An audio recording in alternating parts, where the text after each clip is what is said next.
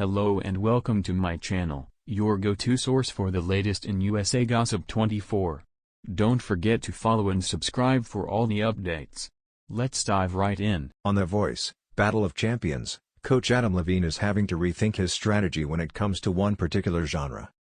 Levine was a coach on the very first season of The Voice, alongside country star Blake Shelton, and for years, country artists who made it through the blind auditions ended up on Shelton's team, almost by default. No matter how hard Levine fought, country singers wanted to work with Shelton, and after Shelton left, they wanted to work with Reba McEntire or Kelsey Ballerini or any of the other country coaches that followed. Now though, things are a little different. Among the three current coaches, Texas native Kelly Clarkson is the most country-ish, but she doesn't have a monopoly on the genre. Country artists are now in play. If only Levine remembers to turn his chair. On the first episode of season 29, 14-year-old A.J. Robinson performed Lainey Wilson's Watermelon Moonshine, and if his voice wasn't twang-why enough, he also had a guitar and a cowboy hat. Yep, he's a country artist, straight out of Catala, Georgia. But only Coach John Legend turned his chair around, and Levine explained why he didn't press his own button. "Blake Shelton has ruined me. He wounded me deep down in my soul," Levine said, blaming Shelton for instilling in him an automatic fear of fighting for country artists. Legend, too, mentioned that he was scarred from many years of trying to get a country artist on my team. "Not that I'm bitter. But all's well that ends well," and Legend promised to help Robinson do real well on this show. The Voice, Battle of Champions. The Voice Season 29 is shaking things up, premiering on Monday, February 23 at 9/8 on NBC and streaming the next day on Peacock. Officially titled The Voice, Battle of Champions, Season 29 features the show's first ever three-coach lineup, putting The Voice OGs Kelly Clarkson, Adam Levine, and John Legend back in the red chairs for an epic showdown. The Voice Season 29 will also introduce fresh format updates such as the triple turn competition and the Super Steal. You also won't want to miss the exciting return of CeeLo Green in a totally new role. Blake Shelton returned to his day job as a country singer after The Voice. When you hear Battle of Champions, you may immediately think of Shelton, who currently holds the record for most seasons as a coach and most wins. But he's a little busy being a country star. "I did 23 seasons of the show and I enjoyed it. And by the time I got to that last season, it was time to go," Shelton said in an April 2024 interview with E! News. "I needed to get back to what my day job was anyway, which is, being a country singer." And back to the studio he went. In 2025, Shelton released his 13th album, for recreational use only, which features hit singles like Texas and Hangin' On with his wife Gwen Stefani. "It was the most important years of my life where I was a coach on The Voice," Shelton told E! News. "But as far as the job goes, I don't think I'm ever ready to do that again as I sit here now." Good thing Levine is more than ready to pick up where he left off, if he remembers to. Watch The Voice, Battle of Champions on Monday nights at 9/8 on NBC and the next day on Peacock. For over a decade, audiences tuned in not just for the soaring vocals and life-changing performances on The Voice, but for the electric chemistry, sometimes hilarious, sometimes ruthless, between its superstar coaches. Among them, one dynamic stood above the rest, the playful yet fiercely competitive rivalry between Adam Levine and Blake Shelton.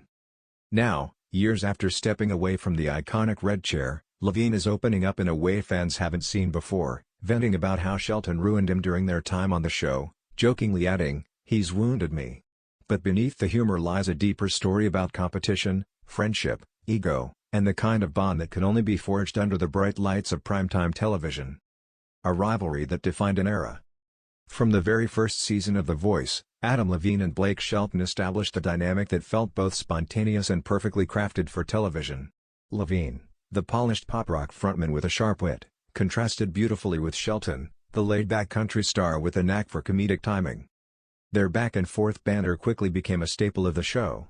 Contestants weren't just choosing a coach, they were stepping into a battlefield where Levine and Shelton would fight, tease, and outmaneuver each other in increasingly creative ways. But what made their rivalry so compelling wasn't just the jokes, it was the genuine competitiveness underneath. Levine has now admitted that Shelton had a way of getting under his skin like no one else. "Blake didn't just compete, he got inside your head," Levine reportedly said in a candid moment. "He knew exactly how to throw me off my game.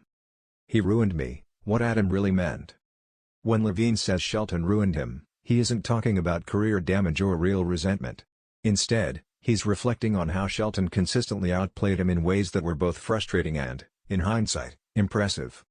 Shelton's strategy was simple but effective. Disarm with humor. Distract with charm. Strike when it mattered most. Levine, known for his confidence, often found himself blindsided by Shelton's unpredictability. There were moments when Levine would deliver a heartfelt pitch to a contestant, only for Shelton to swoop in with a joke, a story, or a perfectly timed jab that flipped the decision. "I'd think I had it locked," Levine shared. And then Blake would say something ridiculous, and they'd pick him. It wasn't just about losing contestants. It was about losing momentum, control, and sometimes, composure. The psychological game behind the chairs. What viewers saw as playful teasing was, in reality, a sophisticated psychological game. Shelton mastered the art of reading the room. He knew when to be funny, when to be sincere, when to let silence do the work. Levine, on the other hand, relied on passion and authenticity, but Shelton learned how to weaponize those traits against him. For example, if Levine got too intense, Shelton would lighten the mood. If Levine got sarcastic, Shelton would play the relatable card. If Levine seemed confident, Shelton would plant doubt. Over time, Levine admits, it started to affect him more than he expected. "He made me second-guess myself," Levine said. "That's the worst thing you can do to someone in a competition." Behind the scenes, more than just jokes. Off-camera, the relationship between Levine and Shelton was far from hostile. In fact, it was built on mutual respect and genuine friendship. But that didn't mean the competition stopped when the cameras did. According to insiders and past interviews, the two would debate strategies backstage, tease each other during breaks, even keep score of wins and losses. Shelton's ability to stay relaxed gave him an edge. Levine, who often wore his emotions on his sleeve, found it harder to shake off defeats. "Blake could lose and laugh it off," Levine explained. "I'd lose and think about it all night." That difference in mindset became a defining factor in their rivalry. Winning the war, Shelton's dominance. Statistically, Blake Shelton became one of the most successful coaches in The Voice history. His track record spoke for itself, with multiple wins and a reputation for connecting deeply with contestants. Levine, while also successful, often found himself just behind Shelton in key moments. This added another layer to Levine's frustration. "It wasn't just that he beat me," Levine admitted. "It was how easily he made it look." Shelton's effortless style masked a sharp competitive instinct, one that Levine came to respect, even if it drove him crazy. The humor that hid the truth. Much of Levine's recent venting is wrapped in humor. Lines like "he's wounded me" are delivered with a smile, a nod to the exaggerated drama that fans loved. But humor has always been a key part of their relationship. During their time on the show, Levine would mock Shelton's country roots. Shelton would poke fun at Levine's fashion and personality. Both would exaggerate their rivalry for laughs. Yet, as Levine now reflects, there was always a grain of truth beneath the jokes. "We were kidding, but we weren't," he said. "I really wanted to beat him." Why fans loved it. The Levine-Shelton dynamic wasn't just entertaining, it was essential to the show's identity. Fans tuned in not only for performances but for moments like Levine dramatically pleading with contestants, Shelton interrupting with a joke, the audience erupting in laughter, contestants caught in the middle. Their rivalry made the show feel alive, unpredictable, and deeply human. It also gave viewers something rare, a competition where the judges were just as compelling as the contestants. Life after The Voice. Since leaving The Voice, Adam Levine has focused on music, family, and other creative projects. Blake Shelton, too, eventually stepped away, marking the end of an era. But the impact of their partnership, and rivalry, continues to resonate. Levine now looks back on those years with a mix of nostalgia and amusement. "I wouldn't trade it for anything," he said. "Even the parts where Blake drove me insane." Shelton, for his part, has also spoken fondly of Levine, often describing him as a brother-like figure. A friendship forged in competition. What makes Levine's comments so compelling isn't the idea that Shelton ruined him, it's the realization that their rivalry made both of them better. Shelton sharpened Levine's instincts. Levine pushed Shelton to stay competitive. Together, they elevated the show. Their dynamic proved that competition doesn't have to destroy relationships, it can strengthen them. "We made each other better," Levine admitted. "Even if I didn't realize it at the time." The legacy of an iconic duo. Today, The Voice continues with new coaches, new talent, and new stories. But for many fans, the golden era will always be defined by Adam Levine and Blake Shelton. Their chemistry set a standard that's hard to replicate. Authentic. Unscripted, or at least convincingly so. Deeply entertaining. Levine's recent comments serve as a reminder of just how impactful that era was.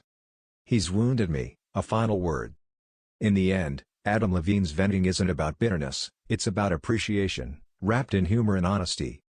Yes, Blake Shelton outplayed him at times. Yes, he got under his skin. Yes, he ruined him in the best possible way. But more importantly, Shelton gave Levine something invaluable. A worthy rival. A creative partner. A friend. And maybe that's what Levine really means when he says he's been wounded. Because the kind of connection they shared, built on competition, laughter, and mutual respect, is rare. "I miss it," Levine admitted. Even him. Conclusion: more than just a TV rivalry. The story of Adam Levine and Blake Shelton on The Voice is more than just a tale of two coaches competing for contestants. It's a story about how rivalry can evolve into respect, how humor can mask deeper truths, and how the best partnerships are often the most unpredictable. Levine may joke that Shelton ruined him, but in reality, their dynamic helped define one of the most successful eras in reality television. And if you listen closely, beneath the laughter and playful jabs, you'll hear something else in Levine's words. Not frustration. Not resentment. But gratitude.